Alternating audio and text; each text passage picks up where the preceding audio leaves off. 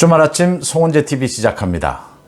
대장동 개발에서 많은 수익금이 나왔는데 이 중에는 이재명 측의 지분도 있었다. 아예 수익 배분에서부터 이재명 측 지분이 있었다라고 하는 진술이 나왔습니다. 유동규와 남욱 등의 폭로가 이어지는 가운데 이런 많은 검은 돈들이 이재명의 대선 자금이라고 생각하고 돈을 주고 받았다.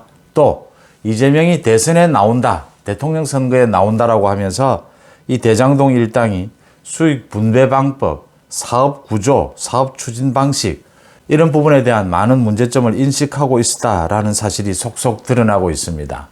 이재명은 최근 갈피를 잡지 못하고 있습니다. 여러 가지 메시지를 내는 것도 갈팡질팡하고 있습니다. 대장동 의혹이 처음 지난해에 불거졌을 때 많은 사람들이 생각했던 상식, 저렇게 사업이 추진이 됐다면 저건 이재명이 모두 지시한 것이고 이재명이 여러 가지 많은 부분에 있어서 개입되어 있을 것이다. 일반적인 공무원들은 저렇게 일을 추진할 생각을 하지 않는다.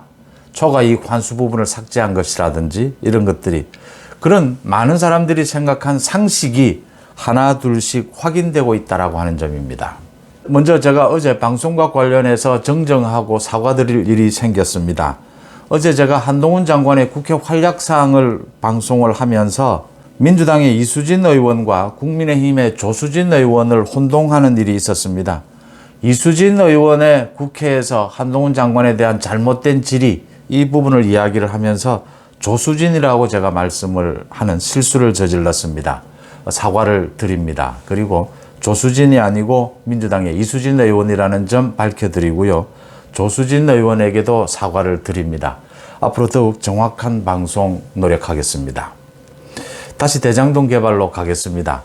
어제도 대장동 관련 재판이 열렸습니다. 대장동 일당이 서로가 서로에게 증인신문을 하는 일이 벌어졌습니다. 여기에서 본격적으로 이재명 이야기가 이제 나오기 시작했습니다. 유동규가 이재명 이야기를 본격적으로 한 이후에 이제 남욱이 이재명을 거론하기 시작했습니다. 그러니까 녹취록을 공개한 정영학 회계사에 대해서 남욱이 이야기한 것이 이 부분입니다. 김만배에게 들었다. 김만배가 민간 부분의 수익을 50%를 가져갔는데 김만배가 이 가운데는 이재명 측 지분도 있다. 그러면서 자신들에게 적정한 수익 배분을 받아들여라. 라고 한 말을 기억하느냐라고 정영학에게 물었습니다. 정영학은 기억이 잘 나지 않는다라고 했습니다. 그러니까 대장동의 수익금, 민간 부분이 4천억 원 정도입니다. 이 4천억 원 정도 가운데 2천억 원이 김만배의 지분이었습니다. 그런데 김만배가 자신은 이 50% 지분 가운데 12.5%에 불과하다.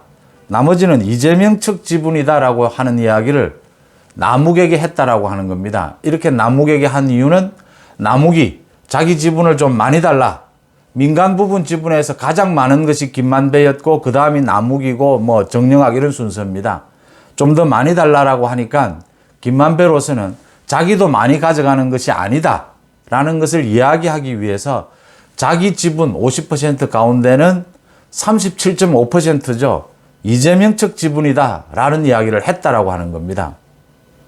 이 남욱의 이야기를 그대로 모두 믿을 수는 없겠지만 그러니까 김만배가 자신의 지분을 지키기 위해서 이재명을 끌어들였을 가능성도 있습니다. 그렇지만 처음으로 이제 이재명의 지분 이야기가 나왔다라고 하는 부분입니다. 아직 확인해야 될 것들이 많이 남았습니다. 중요한 것은 김만배입니다.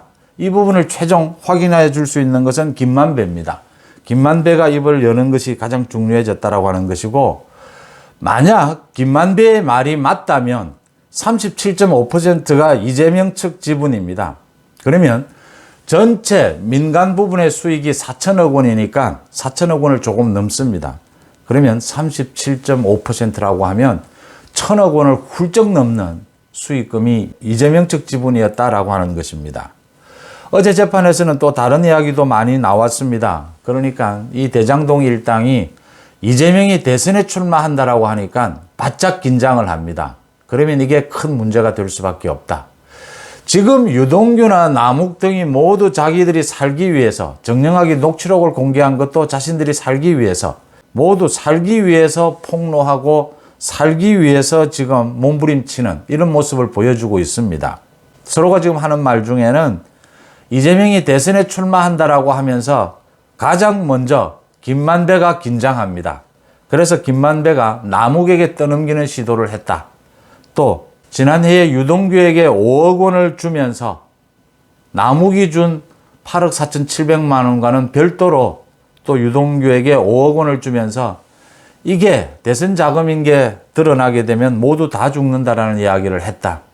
그 훨씬 이전부터 김만배는 만약 이재명이 대선에 출마하게 되면 이게 아주 큰 문제가 생긴다. 이 지금 사업자 선정 방식이라든지 수익 구조 이런 것들이 비상식적이었다. 그래서 그때부터 이미 책임 떠넘기기가 시작됐다. 그래서 지난해에 이게 문제가 됐을 때 정영학 녹취록이 터졌고 정영학 녹취록도 정영학 자신이 살기 위해서 자신에게 유리한 쪽으로 녹취록을 공개를 했다. 지금 지난 1년 동안의 재판도 모두 자신들의 유리한 방향으로 진술이 있었고 검찰 조사에서도 마찬가지다. 이런 부분들입니다. 이런 부분들이 모두 확인이 되고 있고 유동규가 어제 또 기자회견까지 했습니다. 재판이 있고 난 다음에 지난해에 8억 4,700만 원을 김용에게 전달을 했는데 그때 이미 선거 자금이라고 자신은 생각하고 줬고 그때 휴대폰 텔레그램에서 많은 논의가 있었는데 김용, 정진상 등과 같은 대화방이 있었는데 거기에서도 선거를 겨냥해서 많은 논의들이 있었다. 당내 후보 경선에서는 선거 비용이 지원이 되지 않으니까 정부에서 지원이 되지 않으니까 돈이 많이 든다. 그래서 돈을 준 것이다 라고 폭로를 했습니다. 또 대장동 개발 이익 중에 민간 부분 여기에 이재명 측 지분이 있었다라는 부분에 대해서 이재명 측에서 어제 허위 사실이다라고 반박을 했습니다. 여기에 대해서도 유동규는 모든 행동은 흔적이 남는다. 모두 드러나게 될 것이다. 모두 입증이 될 것이다 라고 반박을 했습니다. 계속 말씀을 드리지만 지금 유동규와 남욱도 폭로하는 것이 중요하지만 가장 핵심은 대장동 일당 가운데 김만배입니다. 김만배가 대장동 수익의 절반을 가져갔습니다. 이 절반 가운데는 유동규, 정진상, 김용을 넘어선 이재명 측 이 지분이 있었다. 지금 남욱이 어제 재판부에 밝힌 것에 의하면 김만배가 자신은 12.5%였다. 50% 가운데. 그러면 37.5%가 이재명 측 지분이라는 이야기인데 그래서 유동규가 계속해서 자신의 지분을 내놓으라고 다그쳤고 지난 2020년 이 녹취록에 나오는 이야기입니다. 김만배가 유동규에게 700억을 주겠다라고 하는 약속을 한다. 이런 부분들입니다. 이재명 측 지분, 유동규부터 포함되는 그 규모가 어느 정도일 것이냐.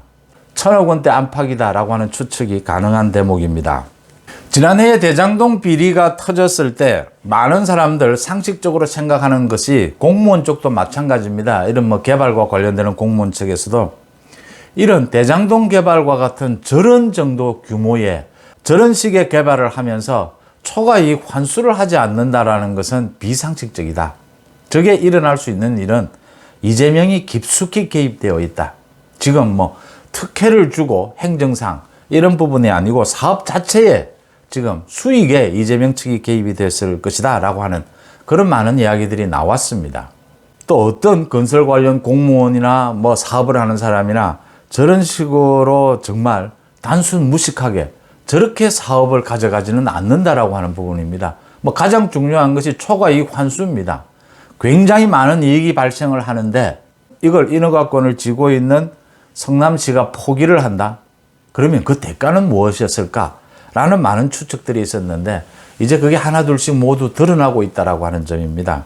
이 대장동 수익 분배에서 이재명 측의 지분이 있었다라는 것이 확인이 곧 될 것으로 보입니다. 이게 확인이 된다면 이제 이재명의 대장동 비리와 관련해서는 거의 얼개가 잡힌다. 거의 이제 끝이 났다. 검찰 수사의 방향이 잡혔다라고 하는 것입니다. 검찰은 김용에 대해서 구속기간을 연장을 했습니다. 정진상에 대해서도 곧 소환할 것으로 보이고 더 나아가서 이재명 소환이 임박했다라는 걸로 보입니다. 지금 이재명은 굉장히 흔들리는 모습, 갈팡질팡하는 모습을 보이고 있습니다. 검찰의 수사에 윤석열 정부에 맞서 싸우겠다라고 하면서 또 자신의 지지자 앞에서는 찔찔 우는 모습을 보입니다. 검찰의 수사가 정치 탄압이라고 하면서 또 민생을 챙기겠다라고 합니다. 윤석열 정부에 맞서 싸우겠다라고 하면서 윤석열 대통령과 대화하자고 또 제안을 합니다.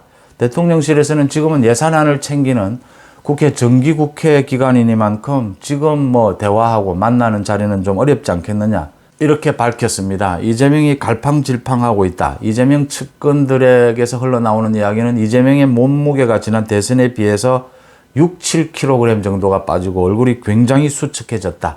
밤에 잠을 제대로 자지 못하고 밥도 먹지 못하는 상황이다. 굉장히 갈팡질팡하고 중심을 잡지 못하고 있다. 민주당이 지금 뭐 거의 쪼개지다시피 한 것을 사실은 속으로는 민주당이 완전히 쪼개져 있는 상태입니다. 겉으로는 지금 이재명의 그 당대표직, 공천권 이런 것 때문에 내색은 하지 않고 있지만 민주당은 거의 지리멸렬되어 있는 상태다. 앞으로 더 대장동 비리에 대한 각종 사실들이 속속 확인될 것이다. 이렇게 예상이 됩니다. 송은재TV 마칩니다. 고맙습니다.